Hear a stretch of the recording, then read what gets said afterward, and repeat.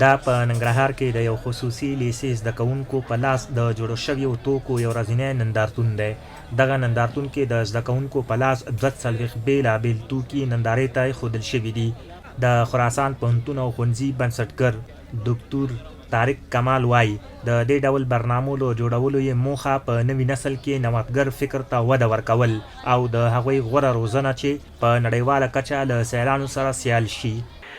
موخه یې دا ده چې موږ په خپل نوي نسل کې څنګه کریټیویټي، انوویشن، نوښت او یو نوښتګر فکر ته وده ورکړو او موږ غواړو په دې کې هغه استعدادونه چې هغه په ساینسي مضامینو کې هغوی یو خاص استعداد لري هغو ته رشد ورکړو، هغه موږ خپله اول وپېژنو او بیا د هغوی له ذهنونو نه کار واخیستل سي تر څو هغه انشاءالله اجتماعات وپېژنو او هغه د دې وطن لپاره په آینده کې ښه ابتکارات ولري. زده کوونکي احمد جواد او بلال بیا خوښ دي چې دغه نندارتون کې ګډون کوي او په خپل لاس جوړ شوي شیان نندارې ته وړاندې کوي. ما یو JCB اسکواټور یا هیدلیک اسکواټور جوړ کړی دی. دا چې دی زموږ په هېواد کې په ورځني ژوند کې ډېر کارول کېږي. ما ته دا روحیه پیدا شو چې دا جوړ کړم او خپل هېواد ته خدمت وکړم. که چیرې ما ته دا امکانات برابر شي چې د وسایل ډېر په زموږ خپل هېواد ته خدمت وکړم نو په لوړه کچه زه به ډېر ښه ماشینونه جوړ کړم. موږ دا پول جوړ کړی دی، دا تقریبا په 4-5 ورځو کې جوړ کړو.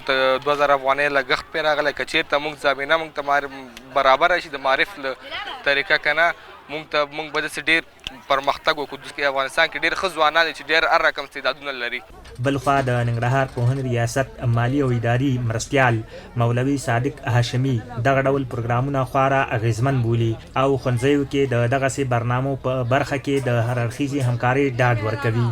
انشاءالله چې زمونږ خو چې څه په وس او توان کې وي او کوشش من دا دی چې د خپل وطن بچي په سالمه روزنه وشي او د هغې دپاره ورته ښه زمینه برابره کړو او ملاتړ هم دا دی چې دوی سره اوږه په اوږه ولاړ یو موږ نه یوازې د خصوصي ښوونځیو د زده کوونکو له لورې بلکې په دې وروستیو کې د دولتي ښوونځیو د زده کوونکو له لورې هم د دغه ډول اختراګانو لړۍ چټکه شوې ده.